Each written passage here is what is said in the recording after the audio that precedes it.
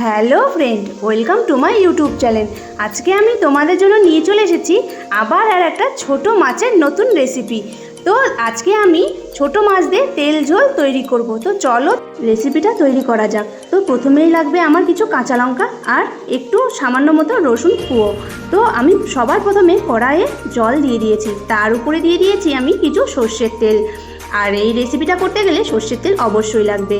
তো সর্ষের তেলের উপরে আমি দেখতেই পাচ্ছ তোমরা, আমি কাঁচা লঙ্কাগুলোকে ছেড়ে দিয়েছি, তাতে রসুনগুলোকে থেঁতা করে দিয়ে দিয়েছি, আর অল্প পরিমাণ কিছু মাছগুলোও দিয়ে দিয়েছি, আর একদম সামান্য পরিমাণে আমি দিয়ে দিয়েছি লবণ।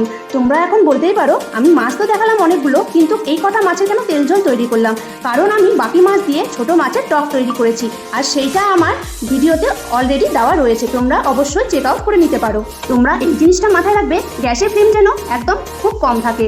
তো আমার তেল ঝোল দেখতেই পাচ্ছ এবার রেডি হয়ে গেছে। তো এখন তোমরা বুঝতেই পারছো যে জলটা মরে গেছে আর পুরো তেলে মাছগুলোকে ভাজছে। তো রেসিপিটা ভালো লাগলে তোমরা লাইক, কমেন্ট এবং সাবস্ক্রাইব অবশ্যই করবে।